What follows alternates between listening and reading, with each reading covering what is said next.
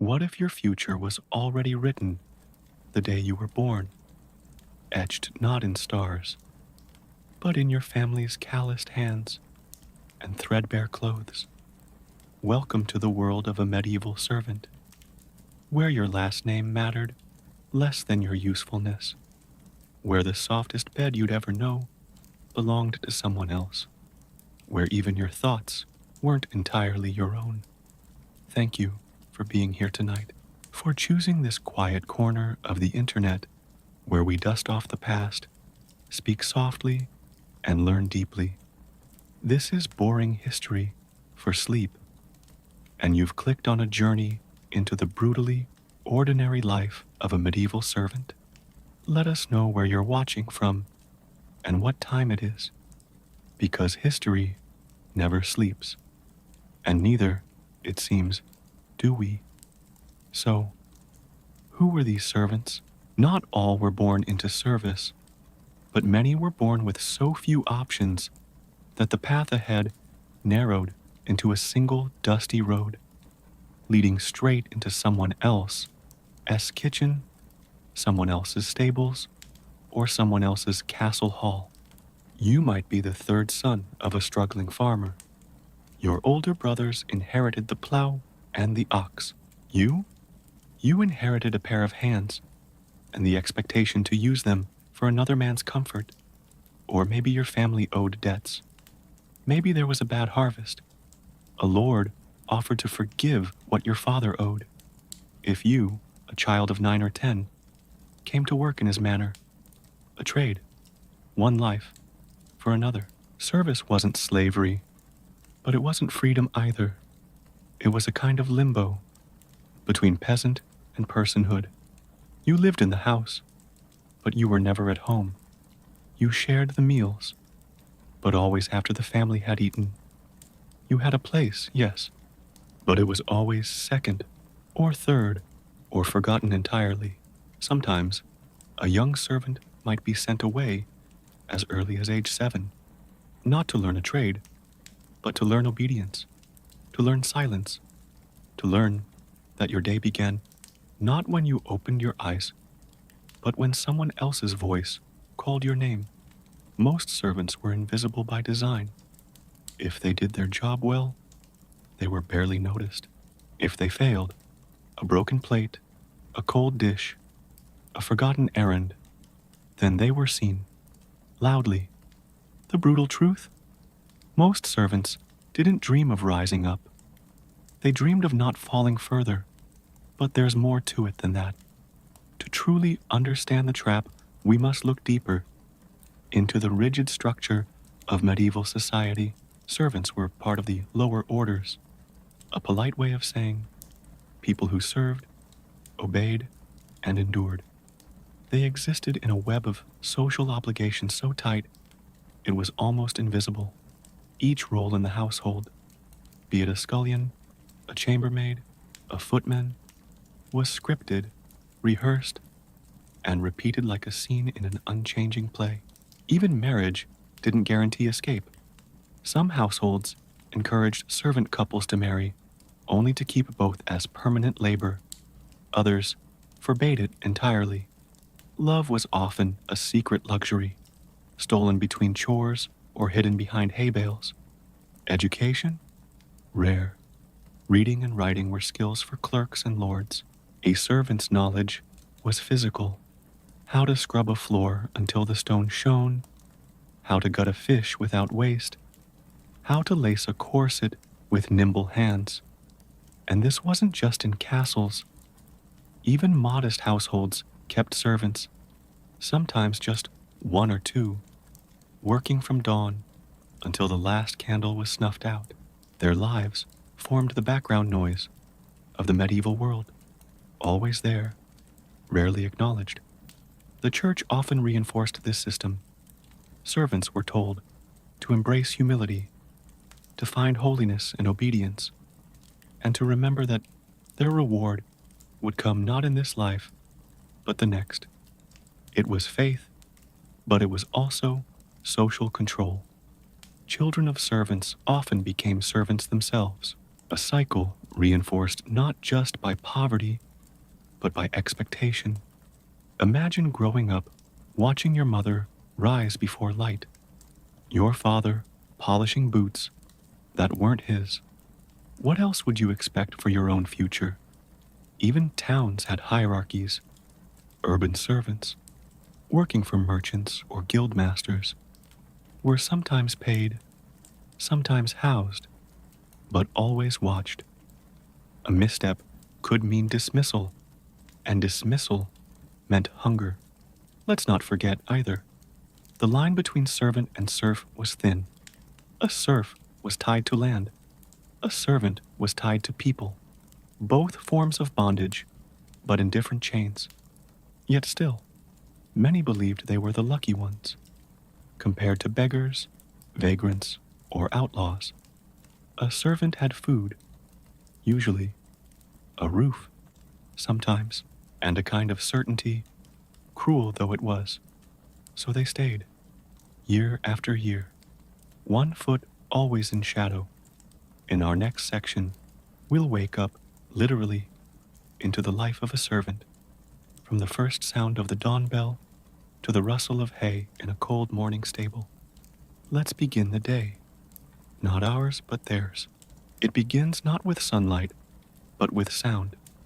A bell, distant but sharp, carried through the stone corridors or the village fog. The dawn bell. It doesn't wake you, it commands you. And for a medieval servant, that sound meant one thing. The day no longer belonged to you. You might be sleeping in a cramped loft above the kitchen or in a windowless chamber beside the pantry. Your bed, if you were lucky, is a straw-stuffed sack. If not, you sleep on rushes, on a wooden bench, or even beside the fireplace, already cold. The air bites your skin as you sit up. The walls sweat with damp. You hear others stirring too. Soft footsteps, doors creaking open, and the muffled shuffle of tired bodies, adjusting to another thankless morning. There's no time to stretch, no time to savor warmth. You rise fast, because you're already behind.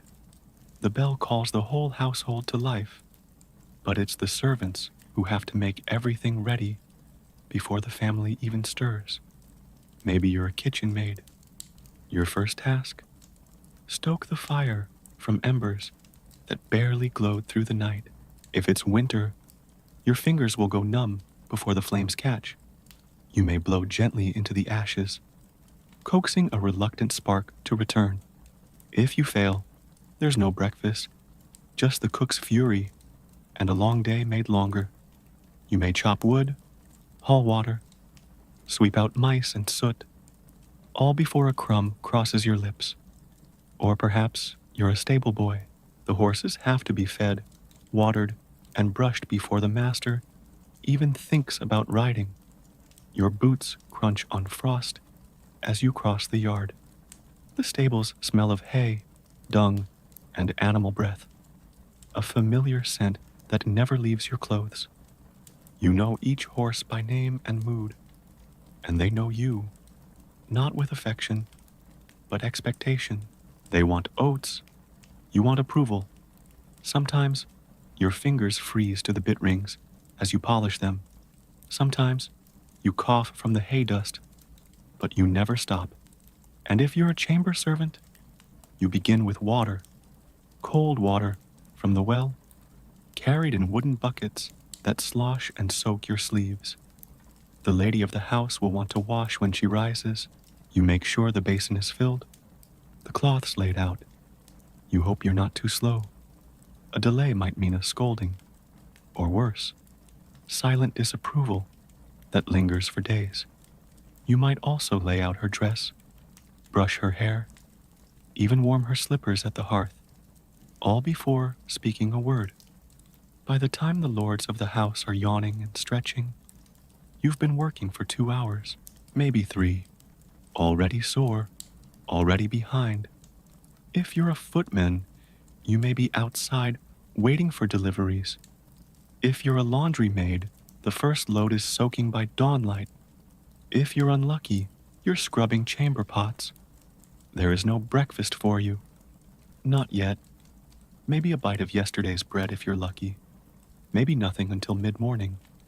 Hunger is just part of the rhythm. A belly that growls is less distracting than a tongue that speaks. Sometimes, a kind cook might slip you the burnt crust. Sometimes, you find a dried apple core from yesterday's feast. Mostly, you wait. And always, you move quietly. Soft shoes, downcast eyes, quick hands. You must be fast, but not seen. Helpful, but not heard. Present, but never acknowledged. Unless you've made a mistake, you learn to anticipate, to predict desires before they're spoken, to think one step ahead of everyone around you, and always 2 steps beneath. The bell may have started your day, but it's not the only bell you'll hear. Bells for mass, bells for meals, bells for visitors, each one a signal for movement, action, readiness.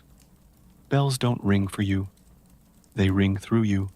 You're not just reacting to a sound, you're obeying a system. The bell is the first voice you hear each day, and often the last. Even your sleep is borrowed. If a guest arrives late, or a child cries, you rise again. The bell is not metal, it is authority. It separates the sacred from the mundane. It marks your invisibility. And still, you whisper to yourself, don't be seen yawning. Don't trip on the stairs. Don't forget the warming pan for the mistress's bed. Small mistakes carry large punishments. A dropped spoon could mean kitchen duty for a week. A forgotten request could cost your reputation entirely. Everything you do echoes through a house that pretends not to hear you. The other servants become your clock. You listen for their steps. You follow their rhythm. You learn to move as a unit, a wordless dance of preparation. When the cook hums a hymn, it's near breakfast. When the steward clicks his tongue, guests have arrived. When the master coughs twice, he wants his coat. In this life, your rhythm is not your own. It is a borrowed beat. The household's needs pulse through you like a second heartbeat. You are, quite literally, awakened not to your purpose, but to theirs. You move in a world where hierarchy dictates everything.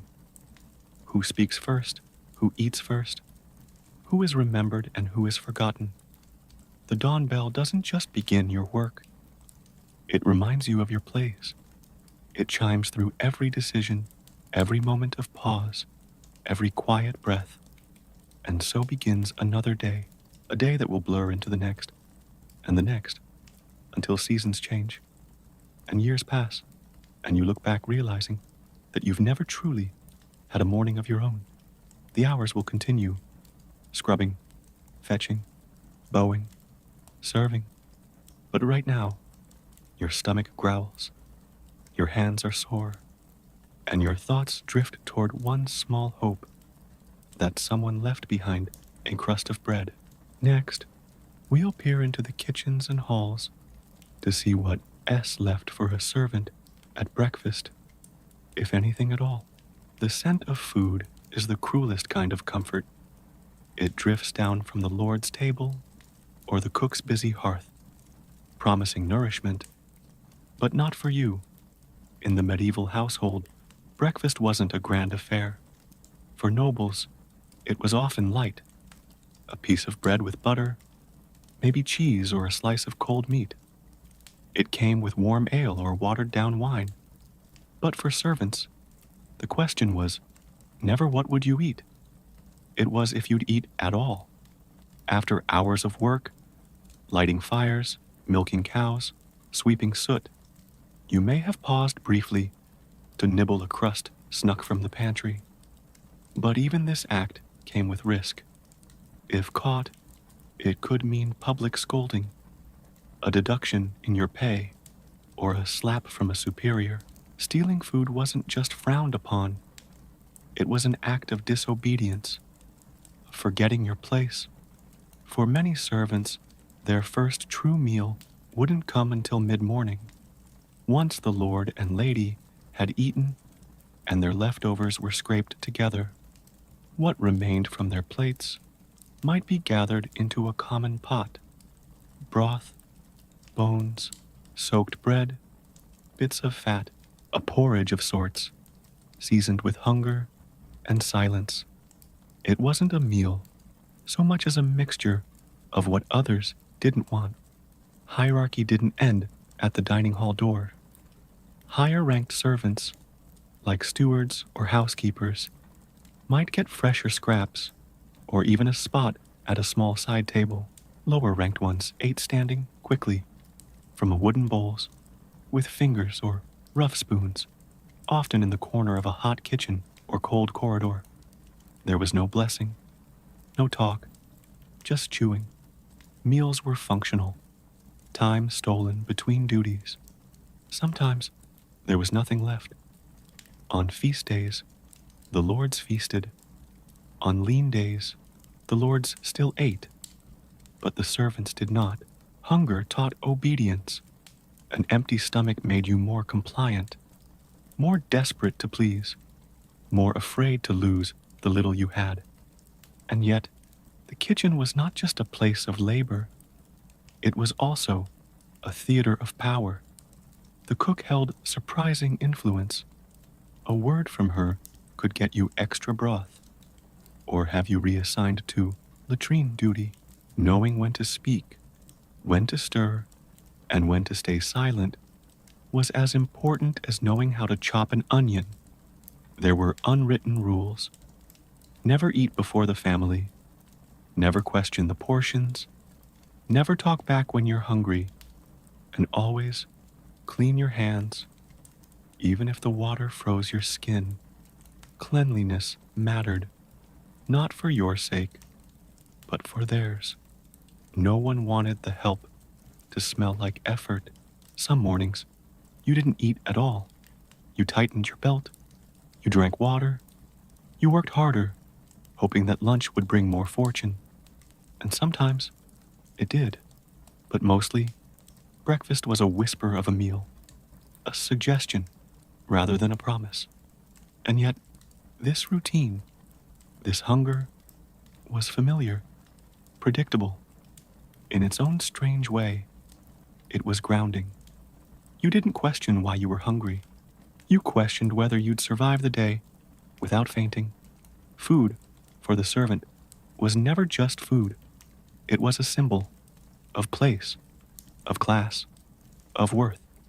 The morning meal reminded you that you were not equal, not even close. Sometimes you saw the remains of a banquet, the golden crumbs, the grease on a platter, the bones gnawed clean by lords and left behind for dogs or swine. And yet, you and your peers would eye these remains as possibility. What scraps might be turned into soup? What marrow could be sucked from those discarded bones? And for the young, this inequality was an early lesson. A child servant might be given a crust as a reward. Not candy, not a coin, just a crust. And still, they would smile. Because in a world where meals meant survival, even the smallest bite could feel like mercy. If you worked in the kitchens, you lived with temptation daily. You cooked food you wouldn't taste. You smelled roasted meat, but ate turnip broth. You watched as platters were decorated with herbs you'd never name, and your own dinner was a lump of pottage. The gap between what you prepared and what you received was a daily reminder of where you stood. And yet, some cooks showed kindness. A sliver of ham passed quickly, a warm roll hidden in a sleeve. These acts, though rare, became moments of loyalty. You remembered those favors longer than you remembered feasts. When no food came, servants turned to each other, shared a crust, split a pear, told each other stories of better meals long past. These were acts of quiet rebellion, proof that even in hunger, there was still humanity. Breakfast wasn't just about eating, it was about watching who got fed. It was about waiting your turn in a world where turns rarely came. It was about remembering your hunger and never letting it turn into anger, because anger got punished. And always, it was brief, a few minutes at most. Then you rose, wiped your hands, returned to your post.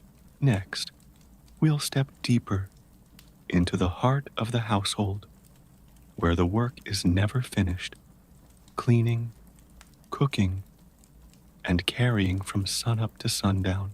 A servant's day didn't unfold. It rushed forward like a river without pause. The rhythm of the manor or household beat against your every step, and tasks came not one at a time, but all at once. After breakfast, or whatever passed for it, the real work began, and it did not end, ever.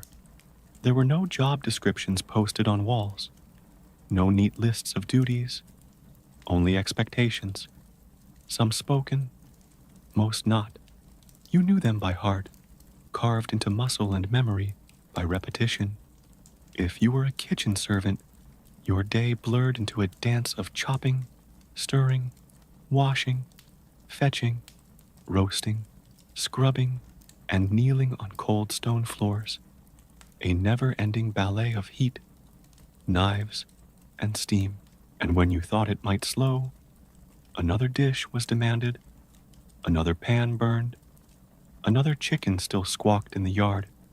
Kitchen work was the domain of the strong and the precise. Burns were common, so were cuts. You learned to cook without tasting, to clean without rest, and to keep your voice lower than the clatter of pots. The cook ruled with absolute authority, and she did not suffer laziness. She could ruin you with a look, or reward you with an extra spoonful of stew. Outside the kitchen, the halls of the house required constant care. Dirt was a mark of shame. Dust meant disobedience. The floors had to be swept multiple times a day, ashes removed, rugs beaten, walls wiped, windows cleaned with vinegar and cloth, tables polished until they shone like the Lord's boots. Every surface had a memory, every crack held soot, and you were expected to remember it all. Where the broom hung, which soap to use, what smell pleased the mistress. If you were assigned to carry water, your arms would ache before noon. Water from the well, from the stream, from the rain barrel, carried in wooden pails with rough rope handles that blistered your fingers and soaked your hem. And yet, it had to be done. For washing, for cooking, for cleaning, for guests. And always, the trip was uphill both ways, or so it felt. Sloshing water, soaked shoes, icy spills. The laundry? That was a different kind of torment. Done by women, usually, with raw hands and stooped backs. The clothes of nobility were delicate, but dirtied quickly. Stains had to be scrubbed out with ash and lye, soaked in cold water, rinsed again and again, hung to dry on lines in the courtyard, guarded against birds and weather. Nothing could smell of sweat, not even the underclothes. And if they did, it was your failure. Children's messes, dogs' accidents, soot from the hearth, blood from hunting, mud from boots.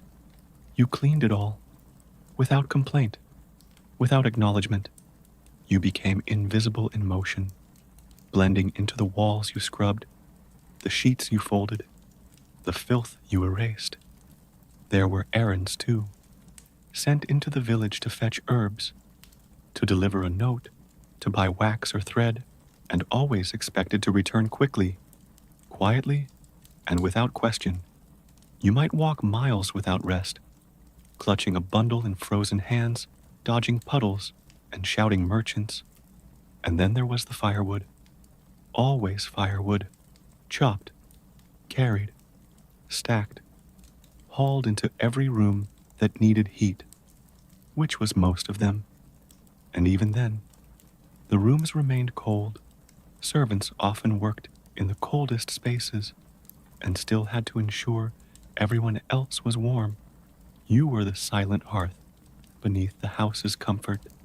There was also the role of a runner, literally running messages up and down stairs, across courtyards, between townhouses. You were the thread that tied every floor together, every whisper, every command. If you were a scullery maid, the worst was yours. Scraping dishes, dumping waste, cleaning chamber pots. You smelled of what others flushed. You were the bottom of the ladder, always climbing without reward. Servants weren't just hands. They were backs, knees, shoulders, bent, burdened, broken slowly over years. The most grueling part? The fact that no task was ever truly done. You swept the floor, and within minutes, muddy boots returned. You polished the silver, and it dulled again by evening. You laundered the linens, and someone bled on them again at supper. You ironed sleeves. Then the Lord decided he didn't like that shirt. This was not a life of accomplishment. It was a life of maintenance, a life of invisible labor, a life where success meant no one noticed your work. And the irony, the cleaner the room, the more people assumed you'd done nothing, because your success erased the evidence of your work. It looked effortless, natural, as if the house kept itself. You never finished, only paused, long enough to be told to start again. Some tasks carried an emotional weight too, preparing a nursery for a child who would never acknowledge you, polishing portraits of ancestors who stared back with cold eyes, brushing dust from books you were never allowed to read. Seasonal changes brought seasonal burdens. Spring meant cleaning every corner. Summer meant heat and sweat trapped in wool. Autumn meant muddy floors, leaf-filled gutters.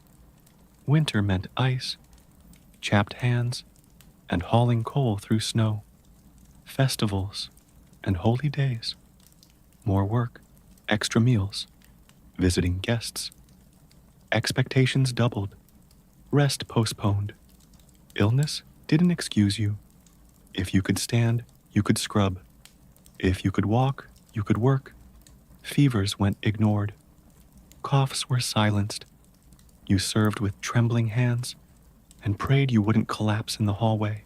And yet, for many, this life was better than the alternative. Better than begging. Better than starvation. Better than a wandering fate. Even with the endless tasks, there was pride. A polished table was your proof. A well-tended fire, your signature. You weren't thanked, but you knew.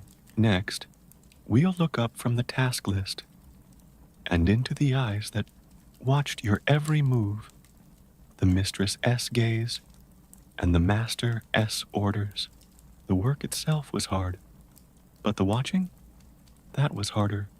Every movement you made, how you walked, how you held a tray, how you knocked on a door, was under scrutiny. In a medieval household, the mistress's gaze carried weight.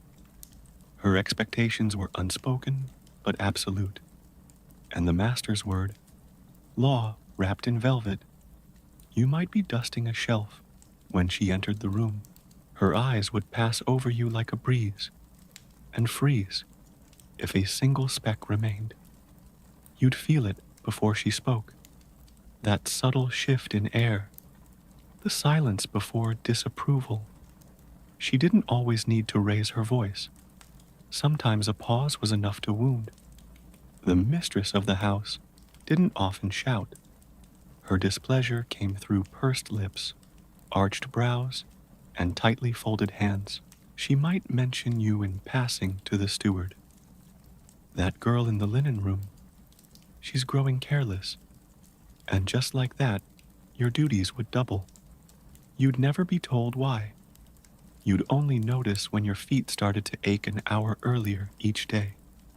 You dressed her, bathed her, brushed her hair, tightened her stays. But you were never close.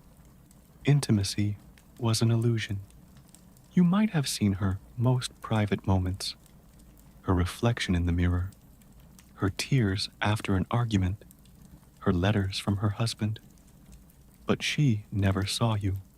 She might trust you with her jewelry, but not with her confidence. You might hear her secrets, but never speak your own. Her comfort was your command, her silence, your sentence. And the master? His attention was different, less predictable, more dangerous. If he noticed you, it could mean anything: a command, a correction, a compliment, a threat. Some were cold and formal, others used familiarity, like a weapon. Girl, fetch my gloves. Boy, polish this buckle. Why aren't you smiling? His gaze could follow you down hallways, could linger too long, could ignore you for months, and then call your name in front of guests, just to test your composure. For female servants, especially the young ones, the master's notice was a source of fear. A lingering hand, a locked door, a whispered promise. The consequences rarely fell on him, but they always fell on her. The kitchen whispered after dark, and the girl who once smiled too much now kept her eyes down. You were expected to be invisible until you weren't, until they needed something, until they wanted someone to blame. And then, suddenly, all eyes were on you. Mistakes made under their gaze carried more weight. A dropped goblet was not just clumsiness, it was humiliation. A late response was not forgetfulness, it was disrespect, and you never corrected them, even when they were wrong. Especially when they were wrong. The mistress had her favorites, the master had his targets, and the rest, they walked the narrow path between pleasing both and displeasing neither. There were games, too, subtle ones. The mistress might pit one servant against another, comparing work, sowing jealousy. The master might ask questions with no right answer. Don't you agree this silver needs repolishing? Even if you'd just done it, you'd nod, always nod. You were judged not just on your work, but on your attitude. Were you too slow, too quiet, too cheerful, too plain, too bold? Everything could be used against you. In the hierarchy of the household, their moods dictated yours. If the mistress was grieving, the maids tiptoed. If the master was angry, the footman vanished. Servants read their expressions like scripture. You learned to sense their moods by the way they set down a spoon or folded a napkin. Their commands often contradicted. The mistress wanted the hallway silent. The master wanted his footsteps heard. You had to learn who was right when both were watching, and sometimes neither was watching, but the steward was, and he remembered everything. And still, you couldn't watch back. Looking them in the eye could be seen as pride, as challenge, as insolence. So you kept your gaze low, even when your head burned with injustice. Sometimes, they used your obedience to test their own power. They gave impossible orders just to see you bend. They asked for changes mid-task. They forgot their own instructions and blamed you for the confusion. You learned that logic was not your friend, only compliance. And when the guests arrived, the scrutiny doubled. You became part of the performance. A clean uniform, a silent step, a plate passed smoothly from hand to hand. Your mistakes became the household's shame, your perfection, their pride. You were the unseen fabric holding the illusion together. And so you worked, under eyes that didn't blink, that noticed everything, that remembered only what they wanted to remember, that saw you not as a person, but as a moving part. Next, we'll look behind the carefully controlled expressions, to the private toll, the pain behind politeness, and the cost of serving with a smile. Politeness wasn't a virtue, it was a weapon, a mask forged by necessity and worn until it became indistinguishable from your skin. To serve with a smile meant to suffer silently. It meant bowing with a headache, laughing with an empty stomach, curtsying with a twisted ankle. Your body ached, your spirit strained, but your lips curled upward, always. You were expected to be cheerful, submissive, but not sluggish, energetic, but not loud, helpful, but never familiar. Your smile needed to soothe the room, make the master feel generous, make the mistress feel superior. It had to say, I'm content, even when you weren't, especially when you weren't. Pain had no place in service. You might be bleeding from your heel after a full day in tight shoes, your knuckles raw from scrubbing stone, your fingers numb from cold water, but you couldn't wince. You couldn't stop. You couldn't sit down. There were no sick days, no time off. If you were ill, you kept working. You might faint near the stove or cough into your apron, but you did not ask to rest. Illness was seen as inconvenience, weakness, a failure of discipline. And still, they expected warmth. A yes, my lady. A right away, sir. A lowered gaze, a bent neck, a pleasant tone. All while your joints throbbed, your vision blurred, your back screamed from hours hunched over a copper basin. Mental pain, too, was invisible but heavy. You might be grieving a lost parent. You might be heartbroken from unspoken love. You might dread returning to your cold bed, shared with two others, but none of that showed. Not in your face, not in your tone, because pain was private and your life was public. Some servants managed the pain with small rituals, counting steps, whispering prayers, touching a lucky trinket in their pocket. These were anchors, threads of selfhood in a sea of subservience, but even those could be taken away if discovered. The hardest moments weren't always the physical ones. Sometimes it was being scolded in front of others, made to stand silently while your character was questioned, your competence belittled. You couldn't defend yourself. A servant's silence was their armor and their prison. You smiled when your name was mispronounced. You nodded when blamed for someone else's error. You thanked your mistress for allowing you to clean her chamber pot. And when dismissed with a flick of the hand, you didn't sulk. You bowed. That smile, it became muscle memory, not happiness, not even endurance, just habit. Worse still, smiling could be dangerous. If you smiled at the wrong guest, it could be read as insolence or invitation. If you smiled too little, you were ungrateful, too much, and you were trying to climb above your station.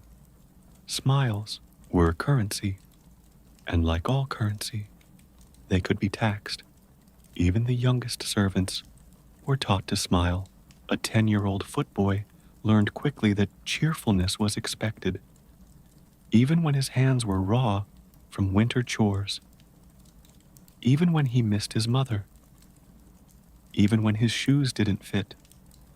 Older servants passed down the practice: keep your head down, keep your hands busy, and keep your smile ready. It wasn't advice, it was survival strategy, one they had learned the hard way. The worst pain wasn't always the beating. Sometimes it was the wordless disappointment, a mistress who sighed in your direction, a master who ignored you for days. You could be crushed by silence more than by slap. And sometimes the mask cracked in the stillness of the pantry, in the dark corner of the laundry, a single tear, a quiet sigh, a whisper to no one. Then the mask returned, but for some, the smile eventually became real, not from happiness, but from surrender. They no longer felt the difference. The performance became their truth, and that perhaps was the greatest cost of all. It wasn't just emotion that had to be buried, it was identity. To serve well, you had to become a reflection of what others wanted: a cheerful face, a willing pair of hands, never a full person, never complicated, never flawed. There were servants who endured injuries without complaint, burns that never fully healed, joints that never quite recovered. They worked through pregnancies, miscarriages, grief. The pain became a companion, a second skin, and through it all, they smiled. Sometimes the smile was the last part of them that survived the job. You could lose your dreams, your dignity, your health, but the smile remained, because it had to, because it was the only armor you were allowed. Even friendships among servants were affected. A friend could offer sympathy, but only in private. Publicly, the smile must never falter. You could comfort each other only in whispers, behind closed doors, under the cover of shared chores. And so, every morning, you tied your apron, straightened your spine, bit back the pain in your joints, lifted the corners of your mouth, and stepped back into the quiet theater of subservience, ready to act again. Next, we'll explore the secrets that servants carried, those they overheard, those they witnessed, and those they never dared to speak aloud. Servants were not just the hands that scrubbed and the backs that bent. They were the ears that heard everything. In grand halls and narrow staircases, in candlelit bedrooms, and behind kitchen doors, servants moved silently. They became fixtures in the background, their presence so constant it faded into furniture, and that made them witnesses to affairs whispered after dark, to confessions spilled in drunkenness, to sobs muffled behind locked doors. The household's secrets lived in the walls, and the servants became the walls. They heard it all: hushed arguments between masters and mistresses, hidden romances between cousins and guests, fears spoken in the dark by children who thought no one listened. Servants listened. They had to. A servant could be folding laundry and hear the mistress confide in a friend about her disappointment in her marriage. A stable boy might be brushing a horse while overhearing the master's fury over gambling debts. A chambermaid might gather the entire history of a guest's scandal just by cleaning up the morning after. And yet, none of it was ever to be spoken aloud. That was the code: invisible, indispensable, and utterly silent. Silence was survival. To repeat what you heard could mean punishment, or worse. Gossip wasn't just frowned upon, it was betrayal. A servant who talked was a servant who didn't last, but knowledge was its own power. Some servants learned to navigate the house not just by its physical layout, but by its emotional map. They knew when tensions ran high, when to avoid certain rooms, when to open windows to cool tempers, and when to slip quietly away. In rare cases, a secret might offer leverage. A senior servant who knew too much might find herself impossible to fire. A butler with information might enjoy quiet influence, but even this was dangerous. One misstep, one poorly chosen word, and your protection vanished. The best servants, those who lasted years, mastered the art of selective blindness and deafness. They could be in a room and make their mind vanish. They could clean a chamber and never recall what was under the bed. They could pour wine while forgetting every word. Still, they carried these secrets in their bodies, the weight of others, shames, and fears. They knew who drank too much, who visited whom at night, who locked the nursery door too tightly, and who didn't lock it at all. These weren't just juicy details. They were truths with consequences, and servants bore them in silence, even as they served the very people who trusted them not to speak. Some secrets were horrifying. A maid who saw bruises on the lady's arms but said nothing. A valet who discovered forged letters and quietly burned them. A nurse who buried a stillborn child and returned to the kitchen without a word. These moments carved into memory. They didn't fade. Others were sad. The quiet weeping of a young wife, newly arrived and already homesick. The half-finished letters never sent. The embroidery abandoned mid-stitch. The whispered names spoken into pillows late at night. Servants held on to these fragments like pressed flowers. Beautiful, painful, private, and some were beautiful in their own way. The love letters slipped under doors. The smiles exchanged in secret. The songs hummed when no one was listening. These were the stories never told, but never forgotten. But most secrets were mundane, and that was what made them powerful. The master who feared thunder, the mistress who couldn't cook, the child who stole sweets, the older brother who flinched when touched. Small truths that chipped away at the illusions the household worked so hard to maintain.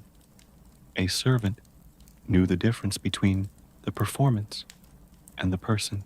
They saw the cracks in the armor, the softness beneath cruelty, the loneliness inside laughter, and still, they never said a word. Even after leaving a household, most servants carried the secrets with them, out of fear, yes, but also out of habit. The silence became part of who they were, a second language, a second skin.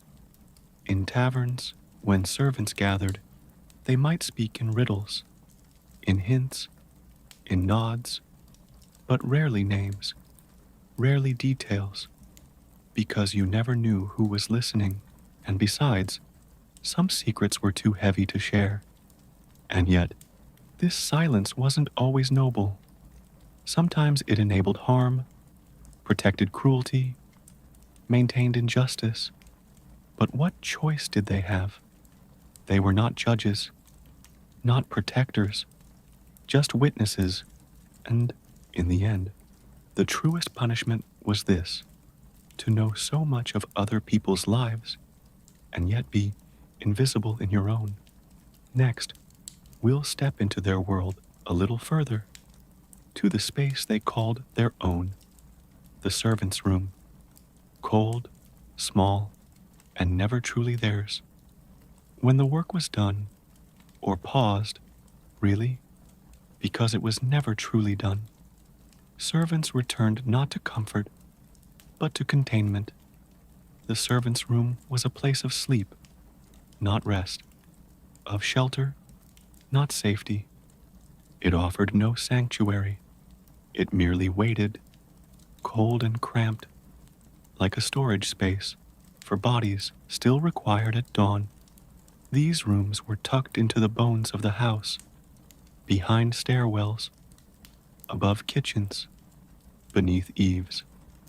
They were made from leftover architecture, narrow corners, attic alcoves, cellars with low ceilings, always the least desirable, the least visible. Most were shared. 2, 3, sometimes 6 to a room. Privacy didn't exist. There were no locks, no time to be alone.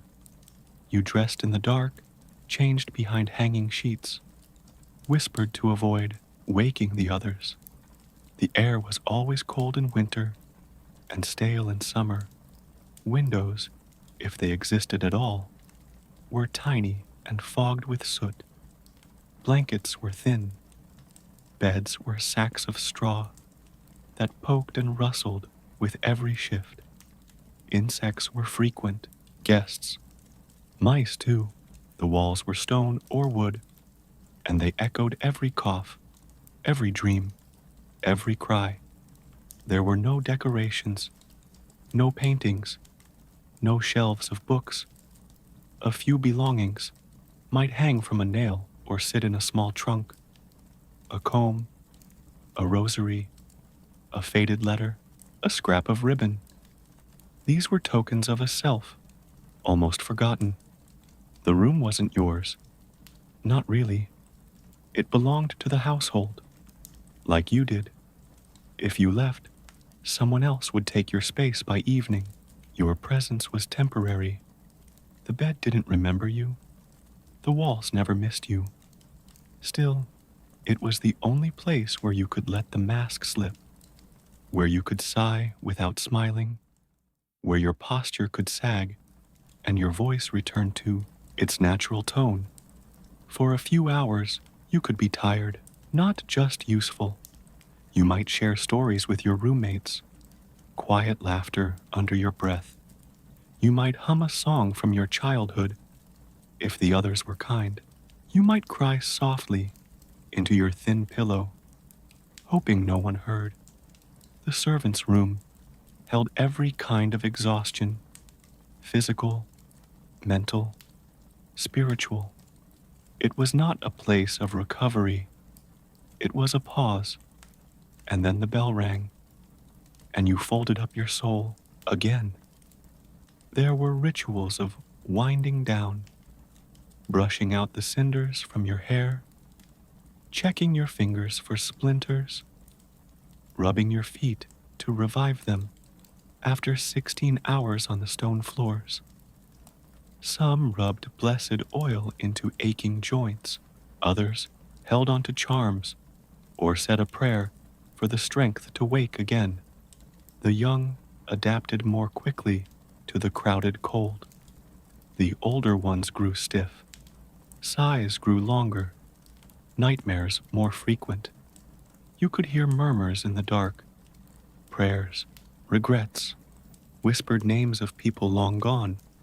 Sometimes the room stank of sweat, of mildew, of unwashed wool, and dried tears. A broken window meant a wind that howled across the blankets. A leaky roof meant pails on the floor. No one complained. Who would listen if you were injured or sick? This was the place you suffered. There was no sick room. Your bed became your world. A blanket, your boundary. A fellow servant might bring water, but mostly you healed in silence, or didn't. A good night meant no rodents, A great night meant warmth. A perfect night, that was a myth. Sometimes, moments of joy crept in.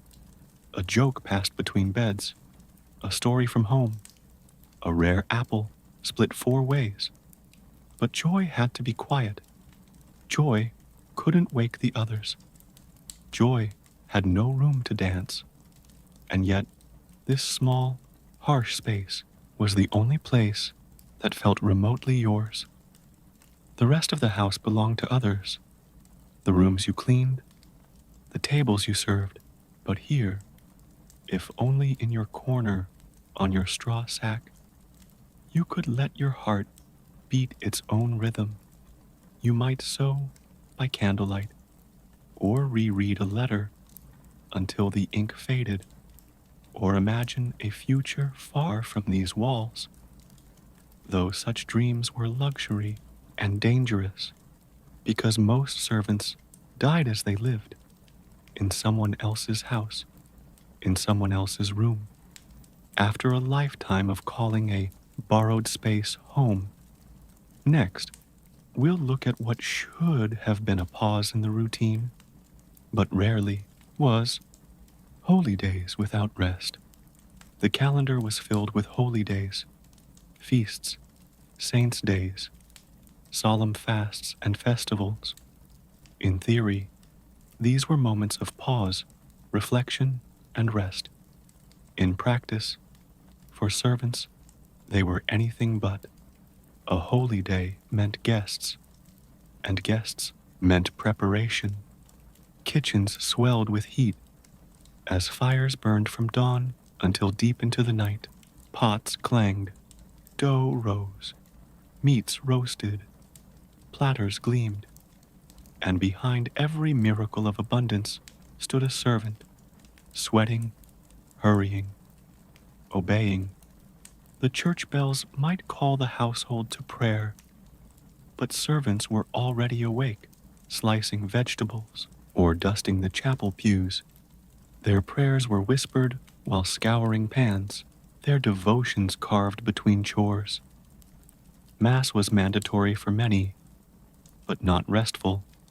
Servants stood at the back, behind the family. They arrived late, left early, their eyes darting toward the altar and back toward the house, timing when the mistress would rise and require help. Feast days, especially, were paradoxes. The house was filled with music, perfume, clinking goblets, and laughter. But for those in livery or aprons, it was a storm of movement. Dishes to be served hot and fast, coats to be brushed, spills to be mopped before they stained, complaints to be addressed without reply. And when the revelry ended, the real work began: the cleaning, the linen washing, the sorting of silver, the clearing of leftovers, the scrubbing of stains. While the family slept off their joy, the servants returned the house to stillness. Even days of mourning required labor. Black cloth hung from banisters, funeral meals prepared, candles trimmed. You might be grieving yourself, but there was no time to feel it. The household's grief came first. Holy days also brought increased watchfulness. More eyes, more strangers, more chances to slip. You were expected to move like air, always present, never noticed. One loud footstep, one spilled drink, one forgotten courtesy could shadow you for weeks. You dressed better on holy days, not for your own dignity, but because your appearance reflected on the household. Your livery had to be pressed, your apron spotless, your shoes shined, all while running, lifting, and sweating. If there was a play or music, you might glimpse it while passing trays. A melody might catch in your memory while setting a table, but you never stopped to enjoy it. Joy was for the guests, Your job was to witness it without touching. Some servants worked double shifts on feast days, from the first rooster's crow to the final candle snuffed. And even then, they might rise again if a guest called for hot water or lost an item. Meals were delayed, breaks canceled. If food was left over, it might be shared after everyone else had eaten. If not, you went to bed on holy days just as hungry as on ordinary ones. And though the churches preached mercy, it rarely trickled down into kitchens or servant quarters. Forgiveness was for sins, never for lateness, forgetfulness, or clumsy hands. The irony was thick. While the family lit candles and prayed for grace, you might be punished for scuffing a stair. While the mistress recited litanies, the cook might shout curses. While the master confessed his sins, you were blamed for spilled wine. On saints' days, the family asked for protection. The servants asked for strength. There were no gifts for servants at holidays, no blessings, no toasts in their name. At best, they received leftovers. At worst, more work. And yet, they kept going, because even exhaustion felt familiar, because a day of work was safer than a day of idleness. When mistakes could be noticed, some learned to find slivers of beauty in the chaos, the glow of candles on stone walls, the scent of roasting meat, the muffled song drifting through floorboards.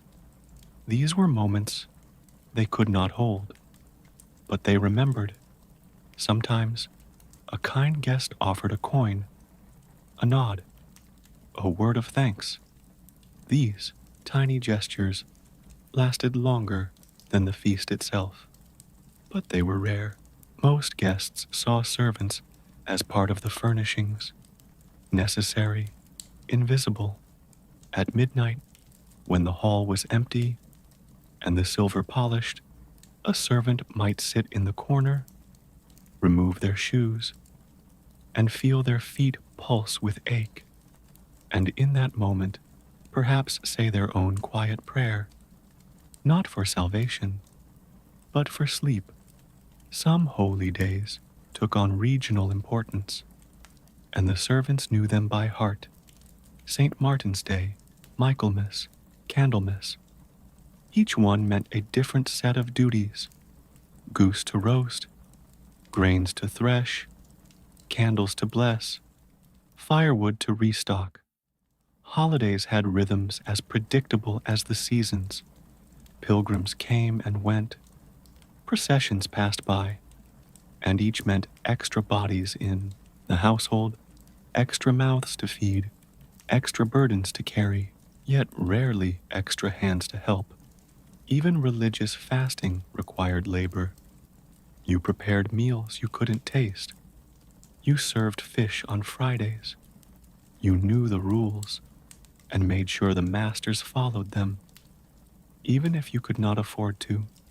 The irony of serving food you couldn't eat while others fasted voluntarily was not lost on you. Your stomach groaned while theirs made pious sacrifices.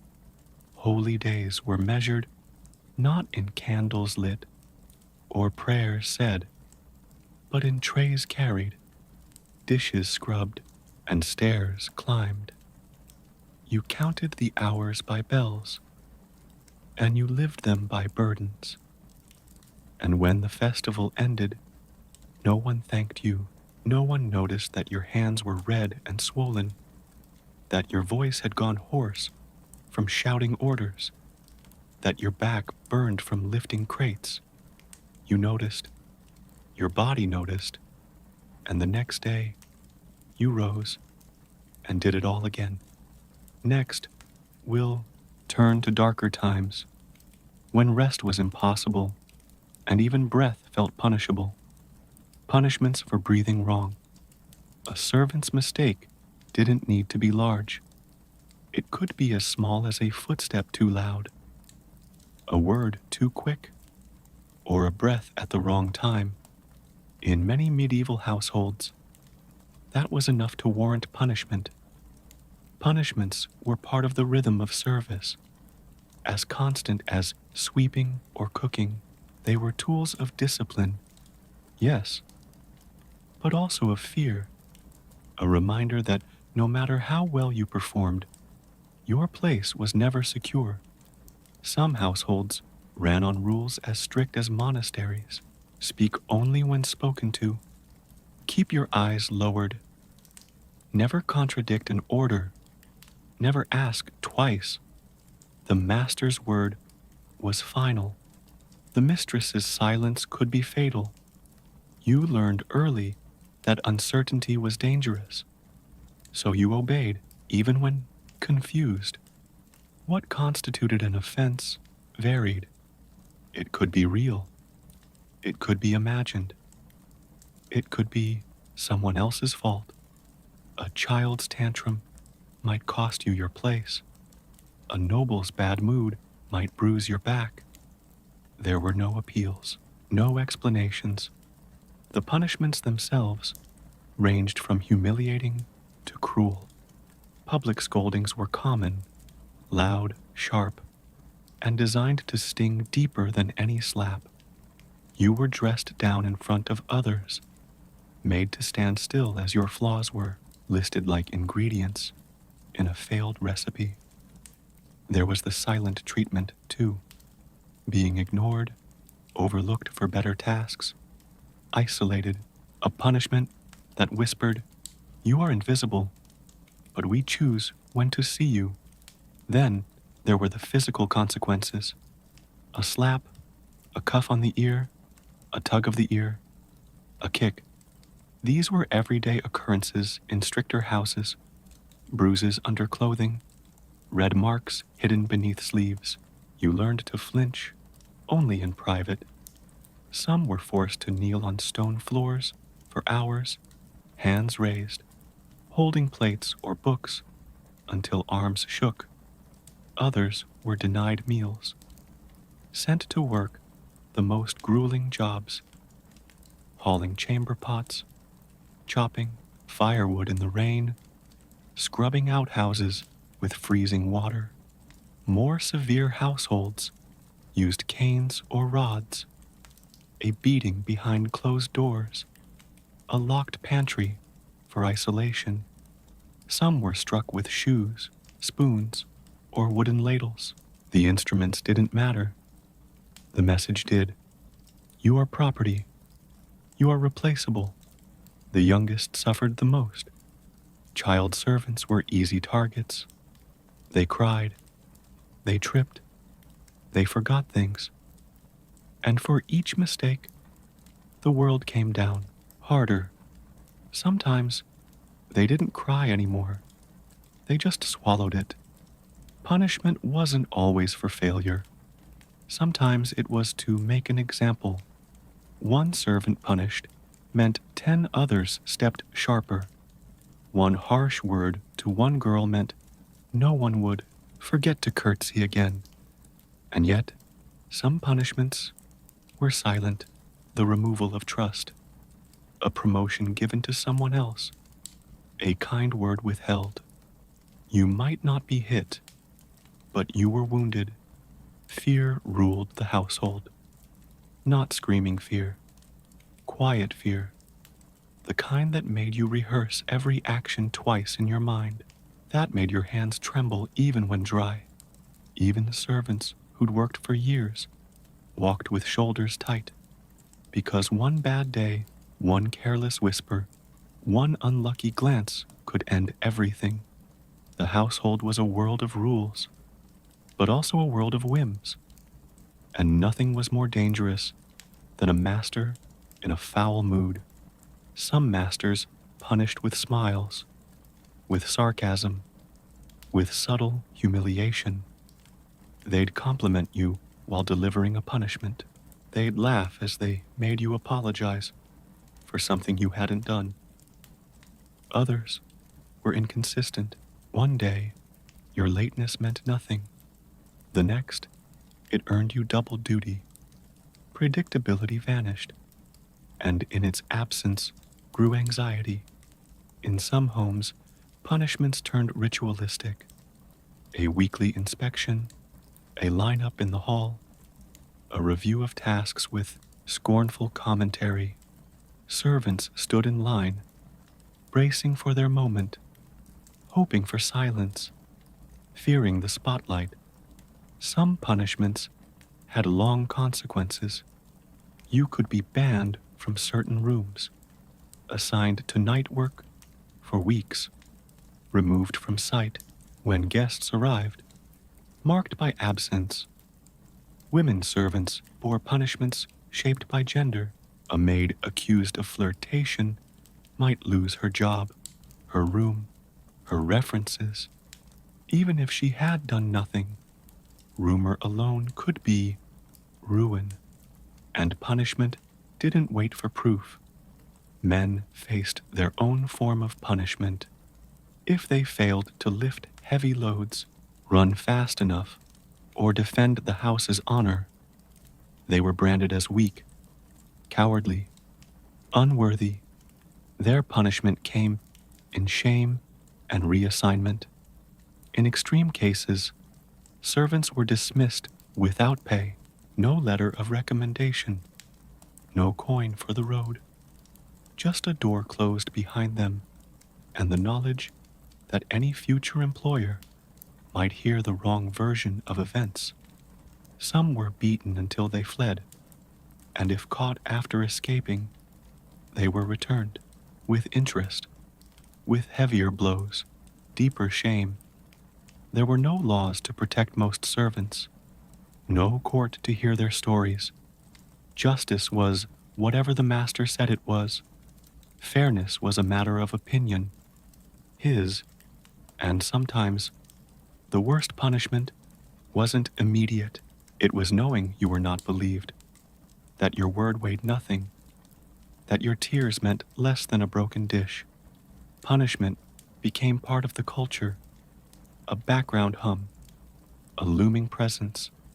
Even on good days, it hovered. Even when everyone smiled, it waited. In rare cases, a household might be more merciful.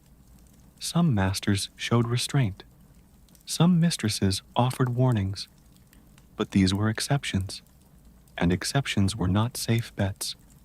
You learned to move quietly, to read moods, to avoid asking questions.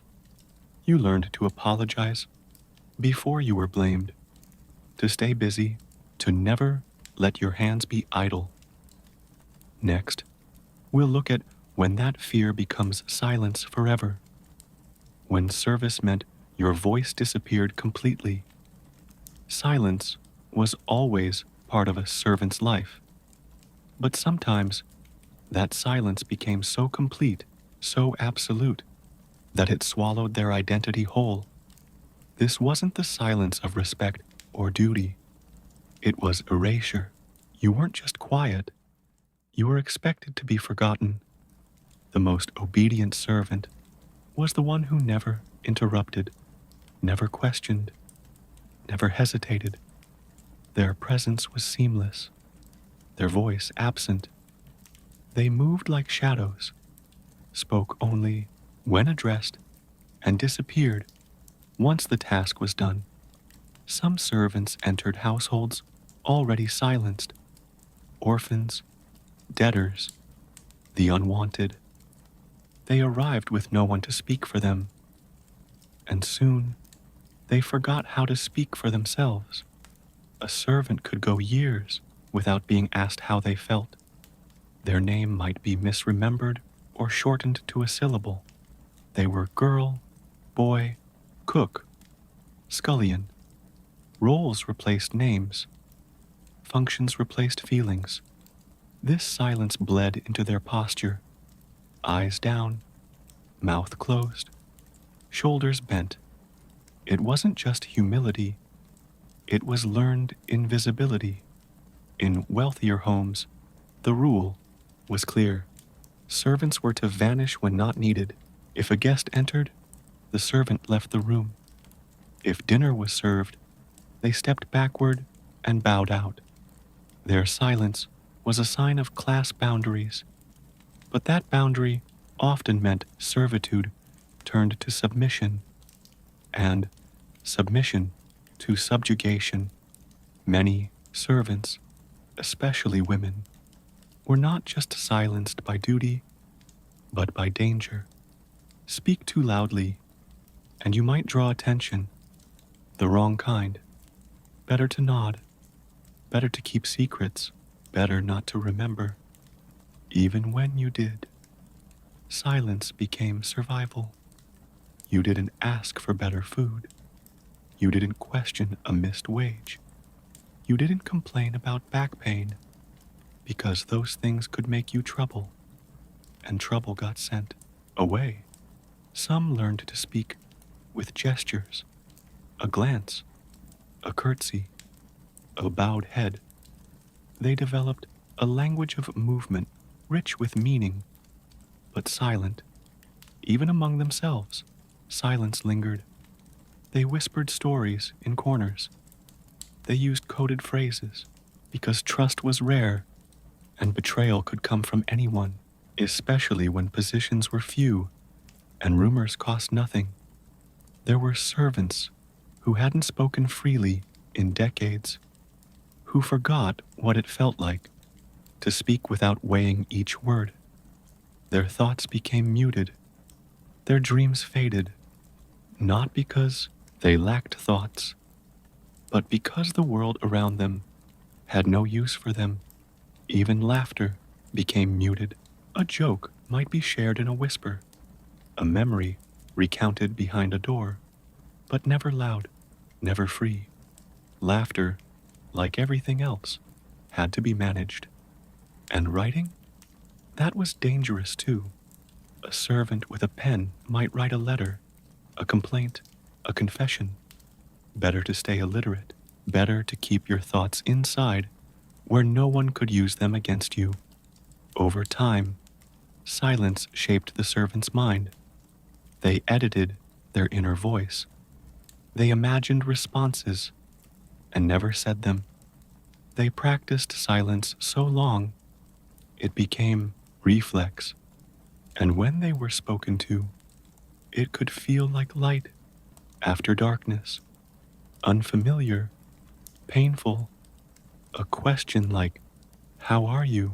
might freeze them, not because they didn't know, but because they didn't expect to be asked. In the rare moments when a master or mistress showed kindness, the silence could crack. A servant might be invited to speak, might be asked a question, and the words would come slow, careful, unsure, but more often, silence returned because kindness was unpredictable. One day, a gift, the next, a glare. One day, a conversation, the next, a dismissal. So they stayed quiet because it was safer, because they didn't want to be noticed for the wrong reason. In some cases, the silence became permanent. A trauma too deep, a grief too sharp, a shame too heavy. The servant stopped talking, not by order, but by choice. They watched the world and never added to it. Some took vows of silence in their hearts, not for God, but for survival. And when they died, there were few words left to say. No stories told, no memories shared, just the silence they had lived in, continuing around them. In death, some were buried without markers, no names, no dates, just another body in the parish grave. Their service ended, and so did their history. That was the cruelest silence of all. Not just being unheard, but being unremembered. Silence is not just an absence of sound. For a servant, it was the erasure of identity, the denial of voice, the forced forgetting of self.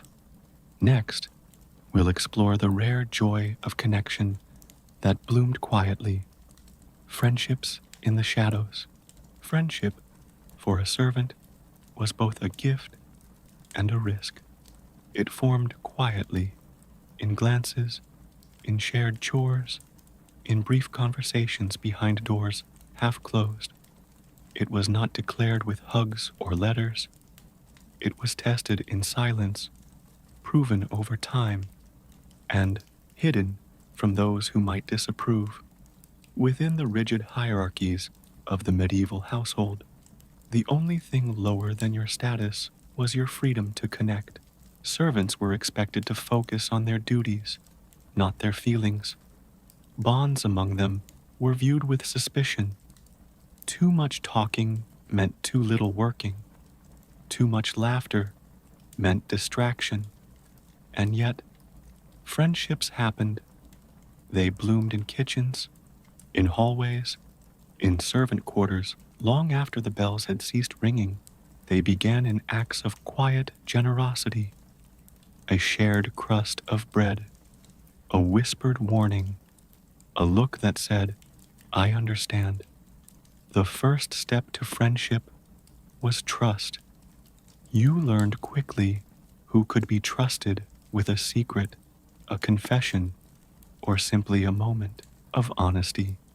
These relationships often began in childhood for those who grew up in service. For others, trust was slow, cautious. Tasks often brought people together. Shared labor formed strong bonds. Peeling vegetables beside one another, scrubbing floors, carrying firewood. In the repetition of movement, words were exchanged. Stories slipped out. Laughter softened the edges of fatigue. These friendships were not always even. Power differences remained. Senior servants held authority, but within those limits, there was still room for kindness, for mentorship, for mutual care. When one servant fell ill, it was often another who brought water. When one was punished, a friend might sneak bread to their room. If someone was dismissed, those left behind mourned quietly, sometimes weeping into their pillow, sometimes carving a name into wood to remember. These were friendships without photos, without keepsakes, but they were real. They lived in small gestures, a coat tucked tighter over a shoulder, a job covered without being asked, a shared prayer whispered late at night. Sometimes deeper connections formed. Romantic feelings, though dangerous, did emerge. A stable boy might meet a laundry maid under the trees after dark. A cook's assistant might slip an extra slice of pie to someone special. These relationships were fragile, always under threat of exposure, but they offered a rare sense of being seen. Even same-sex friendships offered emotional intimacy that sustained many through long, grueling years. You didn't need to say, "I love you." You said, "Be careful today," or "I saved you a bit of soup." Those were the words that meant everything. Friendships could cross lines too.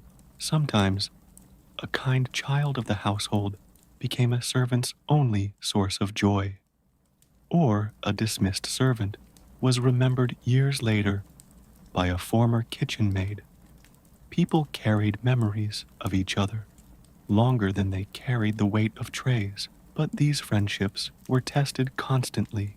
Rumors could unravel years of trust. A new master might reassign everyone, scatter bonds overnight. A slip of the tongue, and your friend might be punished for your words. The fear of consequences loomed large. Still, the friendships endured because they were a lifeline, a way to remember who you were outside of your apron. your duties, your silence. They reminded you that you were human. Some friendships endured over decades, passed through glances in crowded hallways, or shared labor in kitchens from house to house. A kind word before dawn could carry someone through the harshest of days, and these friendships, however fragile, wove invisible threads between lives otherwise left to isolation. Older servants often took younger ones under their wing. They taught them the rhythms of the house, the silent cues of the master's moods, how to avoid scoldings, how to soothe a crying child. In return, the younger helped the older when their back ached or their memory failed.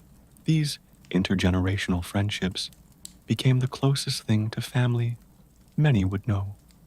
Friendships among servants also served as a channel for oral histories, tales of households past, of mistresses long dead, of heroic escape stories, of secret loves and noble misdeeds. These stories were never written, but they lived in whispers, in nighttime conversations, in the comforting ritual of retelling. Some forged codes and signals, silent gestures, to alert one another of a master's foul mood, of visitors arriving, of danger or opportunity. These nonverbal cues became essential survival tools, and the ability to read your friend across a room often meant the difference between favor and punishment in harsh times, plague, famine, war. Friendship was not optional, it was sustenance. Friends shared rations when food was scarce. They hid each other when a harsh master sought revenge. They whispered encouragement when spirits were broken. Even in death, these friendships held. A friend might be the only one to remember your full name, the only one to wrap your body with care, the only one to light a candle or say a prayer for your soul. Sometimes, these friendships lived longer in memory than the friendships of lords and ladies, because they were built on survival, on labor, on honesty in the dark. You didn't write these friends' letters. You carried them in your heart. And long after the household forgot you, your friend would remember. Next, we'll follow the life of a servant beyond their prime. What happened when you grew old in service? Growing old was never part of the plan. Not for a servant. The body was expected to serve, to carry, to run, to kneel. And when it could no longer do those things, what then? There was no pension, no retirement, no promise that years of service would yield comfort. Aging in service was like wearing out a broom. The moment it stopped sweeping well, it was replaced. Some servants never made it to old age. Illness, accidents, or sheer exhaustion claimed them early. But for those who did survive, growing old became a new kind of test. The first signs were subtle. You couldn't lift the buckets as high. Your back ached longer. You forgot the third item on the mistress's list. At first, people overlooked it. A younger servant stepped in. A task was reassigned, but soon the whispers began. She's getting slow. He forgets things now. You tried harder, woke earlier, worked longer, but the body always spoke louder. You dropped things. Your hands shook. The stairs became steeper. Some masters were merciful. They reassigned elderly servants to lighter duties, watching children, sewing, kitchen prep. These roles carried less prestige, but also less punishment. For some, they were a quiet relief. Others weren't so kind. Servants were let go, without coin, without lodging, without family, dismissed into the streets after decades of loyalty. The same hands that dressed the Lord's children now trembled in the cold. If you were lucky, a younger servant took you in, or the parish offered minimal support, bread, maybe a place in a poorhouse. But most lived by the grace of old friendships, or not at all. Some stayed in the household unofficially, too old to serve, too familiar to cast out. They became ghosts of the estate, sitting in corners, muttering stories, occasionally called upon for wisdom no one listened to, and yet some found dignity in old age. They became mentors, remembered names and histories others forgot. They soothed the frightened, comforted the new. They taught resilience, not with words, but with presence. In the rarest of cases, an old servant was honored, given a room, a warm seat by the fire, a place at the edge of the table, not as a worker, but as a relic, a memory made flesh. But most aged servants vanished quietly, their names unrecorded, their final days unwitnessed, their labor buried beneath the next generation. Still, they worked as long as breath allowed, because service was the only thing they had ever known. Their stories often remained in the minds of the younger ones they had helped train.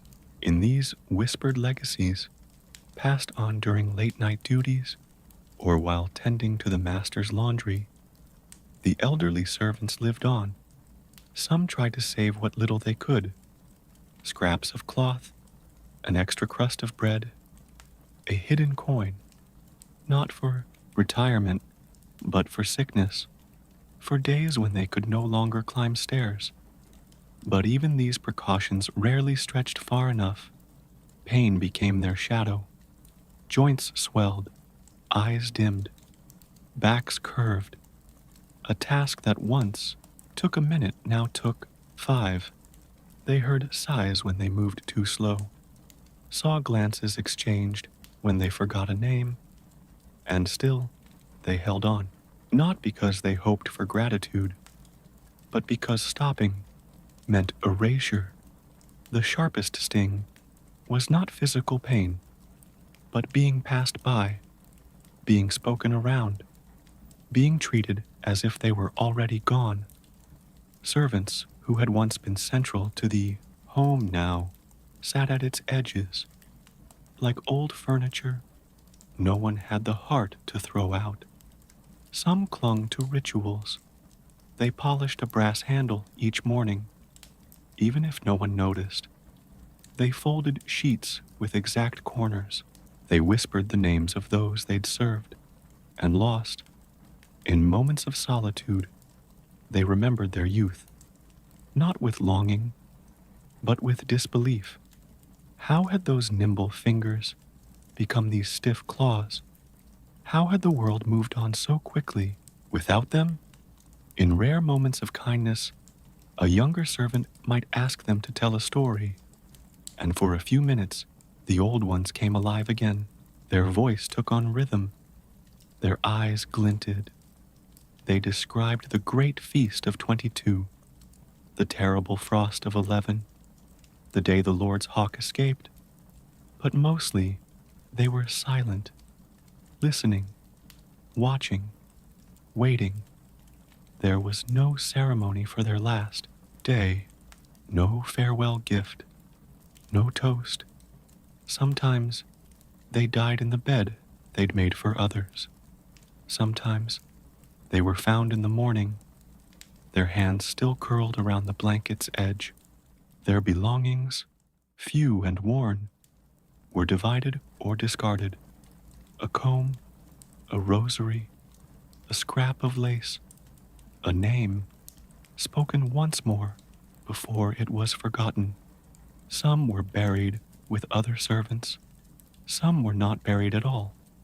The grave was shallow, the stone blank, and yet their absence left a silence. A rhythm changed. A hallway felt different, not because of their rank, but because of their presence. To grow old in service was to live on borrowed time. Every day after 50 was a question. Would they still need me tomorrow? And even when the answer was no, some kept serving, if not in body, then in spirit. They lingered in the habits of the house, in the phrases they taught, in the care they gave, without fanfare. That was their legacy, not medals or portraits, but the warmth of a blanket folded just so, the calm in a crisis, the strength to carry others even when they could barely carry themselves. Next, we'll explore the illusion that sometimes emerged at life's edge, the idea of freedom, in name only. Freedom was a word that floated above the heads of servants like a lantern tied to a ceiling beam, always visible, always lit, but always just out of reach. Legally, most medieval servants weren't enslaved. They weren't shackled. They weren't bought or sold at markets. But freedom, true freedom, was far more than the absence of chains. Some servants were bound by contract, apprenticeships that lasted 7 years, indentures that promised skills but delivered exhaustion. Others entered households with the hope of rising in rank, a kitchen maid dreaming of becoming a housekeeper, a boy hoping to be promoted to valet. Promotions were rare, hope was a slow currency, and many more entered with no plan at all. Orphans, abandoned children, villagers in debt. Service was the only future they knew. When everyone around you worked from dawn until collapse, freedom didn't look like choice. It looked like fantasy. Even those technically free to leave couldn't. Where would they go? With no money, no family, and no reputation, the world outside the estate gates was more dangerous than the scullery. So they stayed, because at least in the house, there was bread, there was warmth, there was routine. But freedom, real freedom, meant agency. It meant the ability to say no, to rest, to change your future.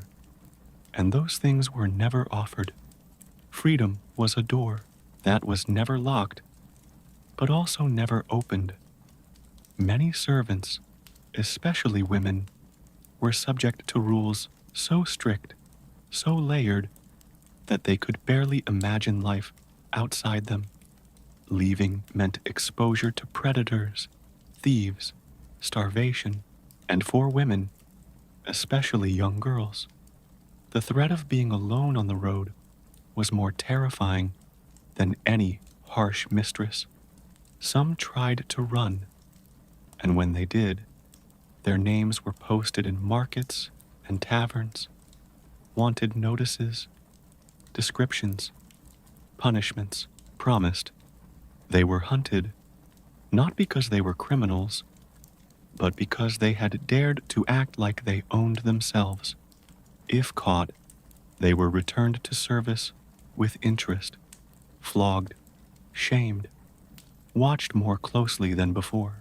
They learned that stepping outside your role didn't lead to liberation. It led to punishment. The law might not have called them slaves, but it didn't treat them as citizens either. In court, their word counted for less. In disputes, they were silenced. In churches, they were prayed for, but rarely heard.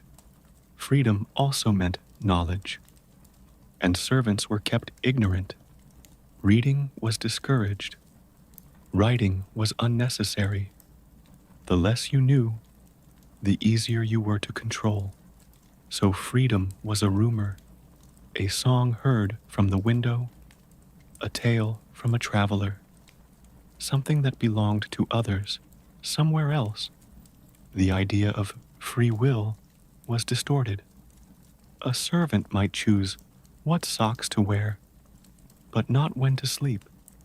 They might choose what to eat, if they had food. Every day was shaped by others' decisions.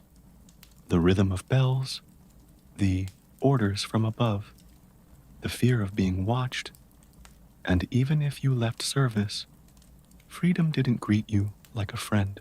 It tested you. Land was scarce, jobs scarcer. The coin you saved in a tin could vanish with one illness. Marriage might offer safety, but also new chains.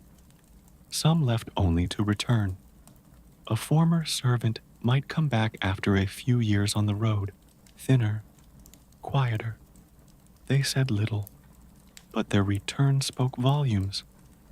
The world had changed while you were away, they'd say, or the master had forgiven them. But often, the truth was simpler. Freedom wasn't what they imagined, or it was too expensive to keep.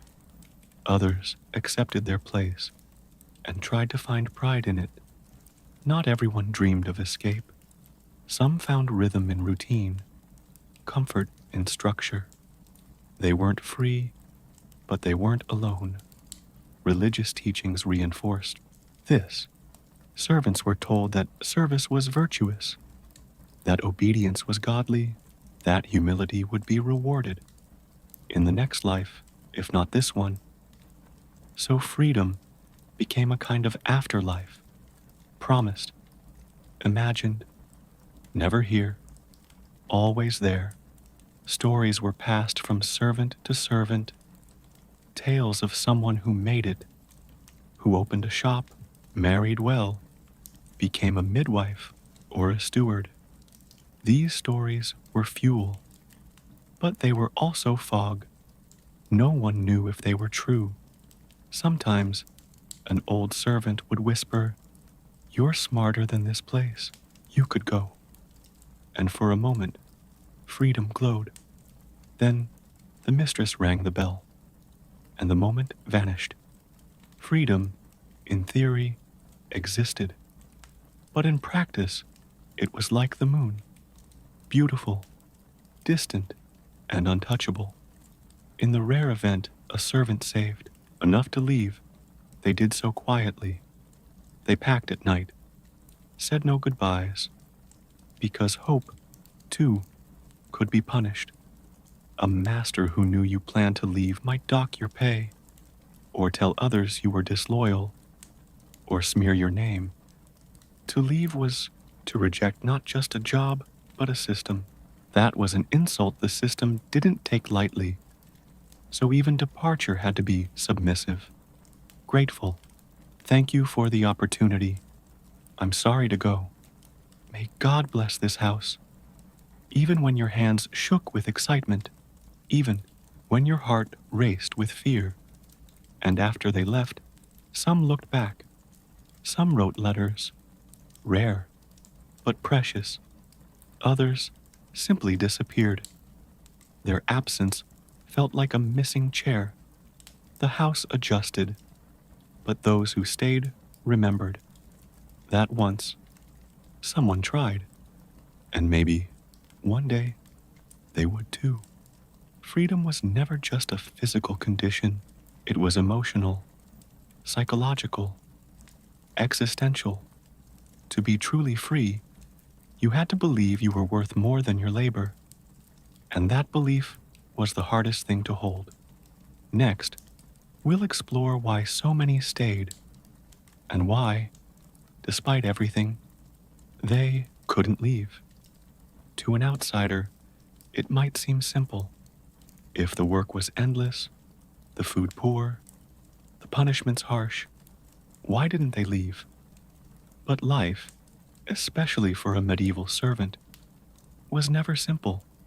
They stayed because they were born into It, because it was what their parents did, because it was the only road shown to them when they were children. They stayed because fear is stronger than freedom. Fear of hunger, fear of cold, fear of the unknown. They stayed because there was nowhere else to go. The village they came from had no work. The city was crowded, full of disease and competition. The road between them was dangerous, especially for a woman alone. The idea of going somewhere else required more than legs. It required options. Most servants had none. They stayed because they knew the rules here. They knew the mistress's footsteps, the master's moods. They knew how to avoid a slap, how to time the bread, how to stay invisible. The world outside didn't come with such familiarity. They stayed because they had each other, the other servants, the ones who shared their burdens, who whispered jokes in the hallway, who lent them a shoulder when grief was too heavy. They stayed because someone depended on them, a younger sibling who needed money, a child born in secret, an old parent in another village. Their suffering fed someone else's survival. They stayed because hope is quiet. It doesn't shout. It whispers. Maybe things will get better. Maybe next year I'll be promoted. Maybe the mistress will give me her old cloak. Maybe the baby will love me like his own. And they stayed because they were told it was holy. That service was noble. That obedience was sacred. That humility was rewarded. If not in this life, then in the next. They couldn't leave because they were tired. Because every day drained them. Because planning an escape requires energy they didn't have. They couldn't leave because they didn't know how. No one had taught them how to read, how to write, how to ask for help. They couldn't leave because they were watched, because masters kept their wages just out of reach, because someone always knew if you were packing, because trust was dangerous. And yet, sometimes one did leave. 1 out of 100, 1 out of 1,000. And when they did, the others watched the door long after it closed, not with envy, not always with longing, but with the quiet, heavy weight of knowing that not everyone gets to leave, and not everyone wants to. Sometimes the cell you know is safer than the world you don't, and sometimes you stay, not because you have to, not because you want to, but because leaving would mean admitting that freedom might be worse than captivity, and that is the final burden of the servant, to be trapped not by chains, but by choice, by a world that never asked what you wanted and never planned to.